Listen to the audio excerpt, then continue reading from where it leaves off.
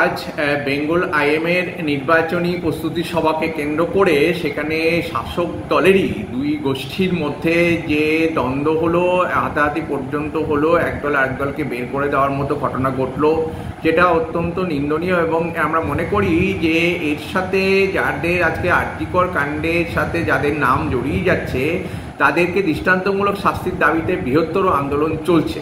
আজকে আমরাও চাইছি যে তাদের শাস্তি হোক। তাদের এই বেঙ্গল আইএমের মতো জায়গা বা কোথাও কোন সংস্থাতেই আজকে তাদের থাকা উচিত নয় বা থাকার যোগ্যতা নেই, অধিকার নেই বলে আমরা মনে করি। কিন্তু সেই আন্দোলনের সাথে আমরা মনে করি যে আজকের এই যে নির্বাচনী সভায় যে গোলমাল, এর কোনো যোগ আছে বলে আমরা মনে করি না।